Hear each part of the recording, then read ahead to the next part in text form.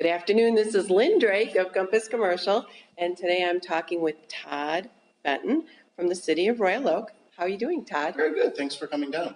Thank you for having me. So you're with Royal Oak. Can you share with us your job title? Yes, I'm the Economic Development Manager for the city of Royal Oak. And what does a day in your life look like working for the city? Varied, from chaotic to organized chaos. I think with most people who work in economic development, if you're somebody whose personality type desires a set schedule day to day, this is probably the wrong field for you. Certainly, I do have plans in terms of setting meetings with local businesses to gauge how they're doing, what we can possibly do to help them grow as an individual business. So there's a strategic angle to this position, but there's also a reactive angle, and generally there are problems that arise as businesses are attempting build-outs of certain space. We'll get a request from the state of Michigan or from a brokerage outfit looking for a request for information about certain space that you need to pull together in a very timely manner, and we like to turn those over as quickly as possible. Not only because we want to attract more businesses here, but you also want to send the message that we are an organization that moves pretty quickly when these things happen. And then, you'll see something in the paper, you'll see something in social media, you'll spend a part of your day that you weren't planning on responding to these things, So it varies from day to day, and you plan certain activities and build in a lot of clear time that you can use to either strategize or react to the things that inevitably always pop up. What's your favorite thing that you do? Working with businesses. I really enjoy, especially businesses that have come in and make a simple inquiry about, is there space available for Royal Oak? I have concept A, B, or C. And working with a business such as that, through concept to actual seeing them open their doors, is really the most rewarding part of the job. Good, thank you. So how would you describe Royal Oak? Would you say it's more residential, retail, office, suburban, or city? All of the above. Royal Oak is a city with 60,000 people. There are a lot of residential portions of the city. We also have, though, obviously, a very vibrant and thriving downtown. You have the Woodward Commercial Corridor that obviously connects from Detroit to Pontiac. We offer a lot. It's part of why I think Royal Oak remains one of the more in-demand places to live in Southeast Michigan, and particularly Southeast Oakland County, because we do offer a variety of uses and stores, and restaurants, and entertainment. It's a centrally located city as well. The most central city just about in the Tri-County area. Yeah, and certainly that is a plus not only for people who want to move into the city, but businesses as well really see that as advantageous to locating here. Could you share with us some of the companies that are moving into the city? It sounds like you've got some exciting opportunities coming up. We do. We have just made the announcement that Henry Ford Health System is bringing a very high-tech outpatient center into the heart of downtown Royal Oak. That'll be bringing about 400 employees into the area that weren't here, and they've actually signed a lease for 26 years. So they're going to be it's a long. They're going to be a long-term resident of the city of Royal Oak, and we're very, very happy to work with them. They've been really, really positive in their interactions with the city, and really dedicated to being involved in the community as well. And so we're very happy to have them here. Royal Oak has actually seen over the last 5 years a real influx of a lot of tech-oriented companies. You'll see Vector Phone on Main Street. They're on the second floor of the old Barnes & Noble. We have Tone Software in downtown Royal Oak. They were actually founded by the gentleman who had founded Livio, sold that off to Ford. And I would love to launch a campaign in downtown Royal Oak, a look-up campaign, because because a lot of these second floors that people do not generally visit have some really, really exciting companies that are paving the way for the future. And they love the walkability of Royal Oak. They love the energy of the city, and we're seeing more and more of those. We opened a new office building in Royal Oak in May of this year, and the tenants there, Stout Reese's Ross and Gongos, they are new to the city of Royal Oak. And Etkin has moved their headquarters. They're a developer of the building, and they moved their headquarters into that building as well. That's interesting. You were just telling me about some changes with the Normandy golf course. Can you expand on that? Yes, a couple of years ago, we brought before the voters a ballot measure seeking to sell 10 acres of the former Normandy golf course. We had actually shut it down. It was a secondary golf course. We actually saw the Royal Oak Public Golf Course running in the city.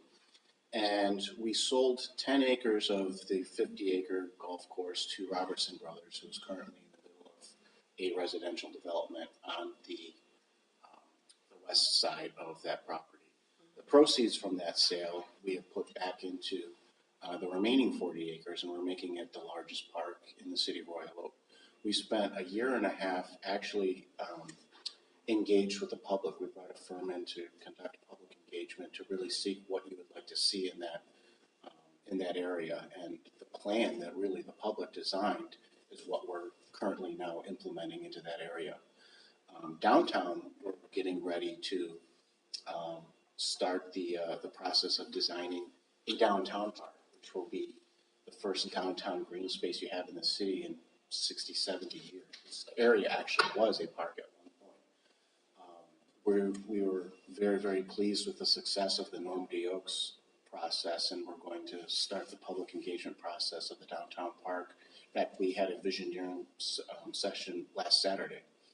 And again, we really, I think that's part of why people love living in Royal Oak, is we're actively seeking what do the residents want in these areas, and then implementing those ideas. And they're great ideas.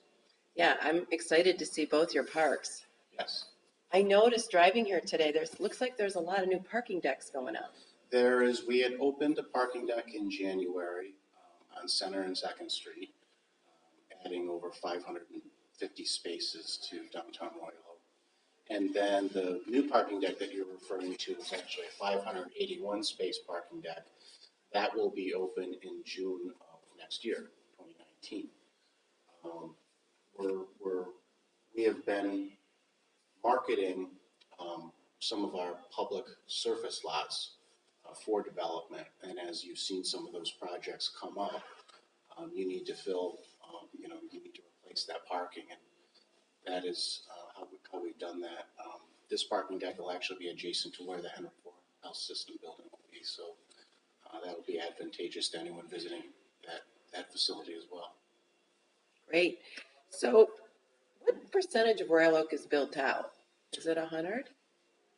Aside from the 50 parks that we have scattered throughout the city, yes. Yeah, it's 100. Looking at 100, which obviously makes development on the private side a little bit different in Royal Oak as compared to areas of northern Oakland County that have much more green space.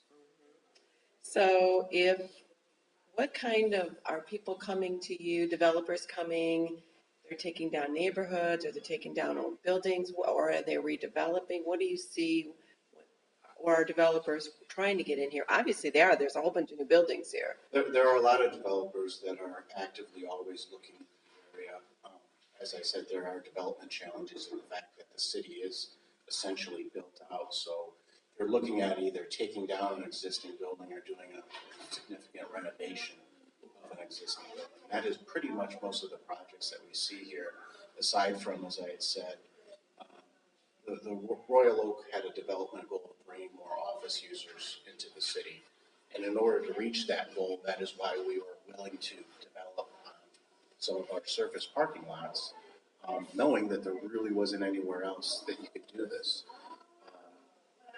It's very easy to get developers interested in coming to Royal Oak to do a project, but we actually set some criteria as well, and that can actually stop a lot of those development ideas right there. And our chief one is addressing parking, not only addressing parking for the tenants of your building, but addressing if you're taking parking offline, we want to figure out a way to keep it back on, whether it's run privately.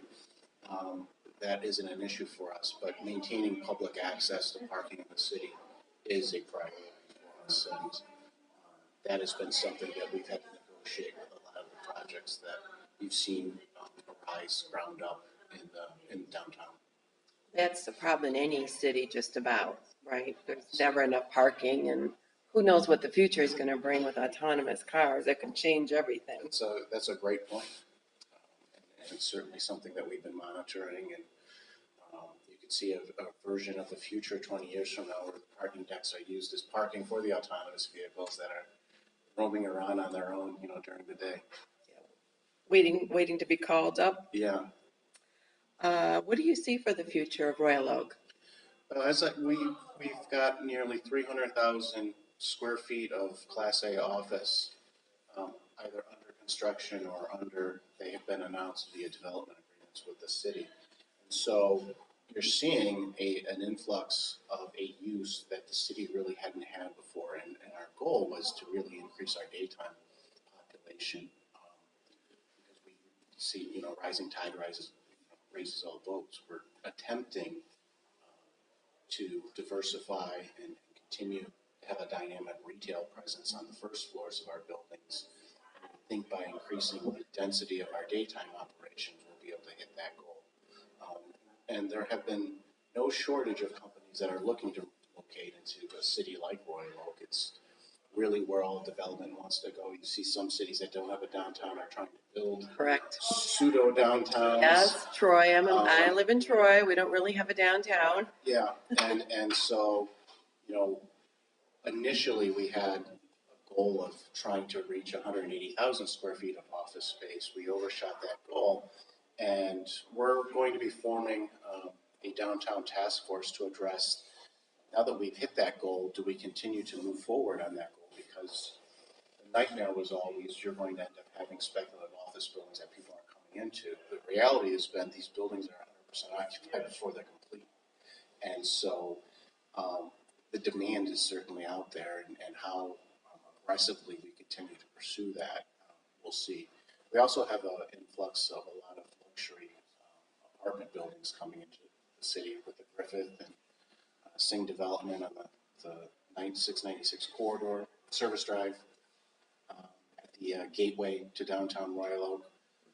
And you have another one actually adjacent to the new Hyatt place that is opening tomorrow. That building should be complete next year, and that's bringing another 91 units into the city. One of the things, from my perspective, I've had a lot of international firms contacting me lately. Mm-hmm. And they get here, and a lot of the areas outside of Royal Oak aren't very contemporary. Mm-hmm. And they don't like them. So I'm assuming that you guys are building real contemporary buildings. I haven't seen any of them yet. I'm not building personally, but But yes, I mean, the developers, are, right, yes, right. obviously. And you can actually, Sing Development has a website for the Griffith. Okay, I'll have to look at that. That they're bringing out, but they're specifically catering towards luxury rentals and the amenities that go with that. Okay, good. Anything else before I move into a little hot topic? I would say obviously we've spent a lot of time planning the development that we're actually sitting in City Hall right now. It's the Royal Oak Civic Center development. It will ultimately comprise a new City Hall and a new police station that will be located respectively over in the south of the Farmers Market and adjacent to the courthouse. Okay. Off of 11 Mile and then off of Troy Street. The area that we're sitting right now, once we move our operations into the new buildings, these buildings will come down, and this will be actually where the downtown park is. Mm-hmm. So we really think it's going to be a destination park, not only for our residents, but really people in the surrounding areas as well. It's really changing the vibe that some people had in Royal Oak. was joking with a friend the other day who had said, 15 years ago, we were a $5 a pitcher town, and now we're a $5 a pint town. It's sort of maturing a little bit. But certainly, that we haven't lost our luster as a place for people to have fun on Thursday, Friday, and Saturday nights as well. Yeah, look, there's a lot of great things in Royal Oak going on all the time. Yes, we had Diamonds Steakhouse just opened in the former Cantina Diablo just yesterday. Okay, great. So, yeah, and we've had an influx of new restaurant announcements that are coming to the city, and fast casual Asian is the new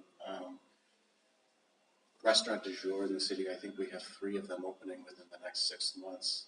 It's interesting to see how those trends go up and down. We've seen some, actually, the Mexican fast casual go out of business, close some of them, and now it's Asian, and these things are cyclical. Every 4 or 5 years, you see another concept. That Royal Oak tends to be one of the first places you see these concepts take flight. Mm-hmm. Good, very interesting. Okay, so today is the day after the elections. Yes. And a hot topic. Bags under my eyes. You're up all night. Hot topic, yes, a hot thing on the agenda for the state was marijuana. Mm-hmm. And so I know with other cities, it's been a very controversial situation. Do you allow medical marijuana growers? Do you allow retail? And I know that the city hasn't made any final decisions, but can you kind of talk a little bit about that? Well, historically, we prohibit any use that's in violation of state or federal law. And so on that ground alone, we haven't allowed medical marijuana at dispensaries or grow operations. And while obviously the state of Michigan has legalized recreational marijuana, I don't see us changing our position in terms of allowing retail storefronts into the city. Okay, well, thank you, Todd. I appreciate you. your time. Yes, yeah, thank you very much. Right.